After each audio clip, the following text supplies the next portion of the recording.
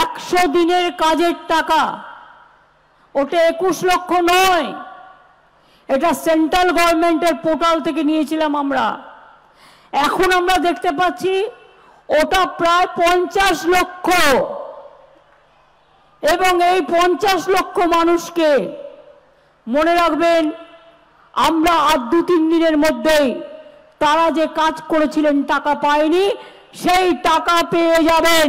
আমরা দিল্লিকে বলবো ভোটের সময় জবাব देवें কেন 100 দিনের কাজের টাকা দেননি, क्यों आपने 100 दिन का काम का रुपया नहीं दिया गरीब लोगों को, आदिवासी लोगों को, कुर्मी को, लोधा को, सबर को, बागदी को, बावड़ी को, मुंडा को, कितना सारे हैं, हिंदू मुसलमान शिख क्रिश्चियन कत जनजाति आछे, काउके देननी।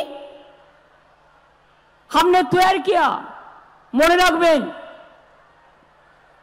1 एप्रिलेर मध्य যদি কেন্দ্রীয় সরকার টাকা না ছাড়ে, প্রথম ফেজে যে 11 লক্ষ বাড়ি, আগেও আমরা 47 লক্ষ বাড়ি করে দিয়েছি, যে 11 লক্ষ বাড়ি আছে লিস্টে, যারা সার্টিফিকেট পেয়ে গিয়েও পাননি, 1 এপ্রিলের মধ্যে কেন্দ্রীয় সরকার না দিলে আমরা আপনাদের করে দেব, টাকাটা রাজ্য সরকার দেবে।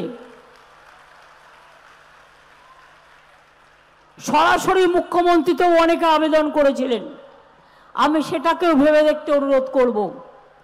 আর 2, এছাড়াও আদিবাসী ডেভেলপমেন্ট বোর্ড থেকে, আদিবাসী ডিপার্টমেন্ট থেকে আদিবাসীদের বাড়ি করা হচ্ছে, আপনাদের বাউরি বোর্ড থেকে বাউরিদেরও করা হচ্ছে, বাগদি বোর্ড থেকে বাগদিদেরও করা হচ্ছে, এবং কুরমালি বোর্ড থেকে মাহাতোদেরও করা হচ্ছে, কুরমালি বোর্ডকেও টাকা দেওয়া হয়েছে।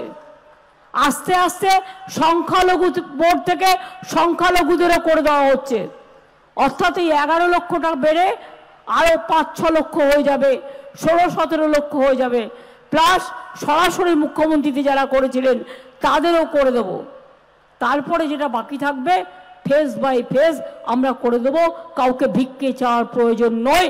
বাংলা ভিখিরি নয়, बांग्ला हाथ मांगे ना, बांग्ला हक माने, बांग्ला हक मांगते हैं, लेकिन बांग्ला भीख नहीं मांगते हैं। ये हमारा अधिकार है। आमी आदिवासी बंधुदेर बोलबो निश्चिंते थाकुन, आपनादेर जमी केउ केड़े निते पारबेन ना, कारण आमरा आईन करे बोलेछि आदिवासी जमी हस्तान्तर करा जाबे ना, आईन करा हयेछे।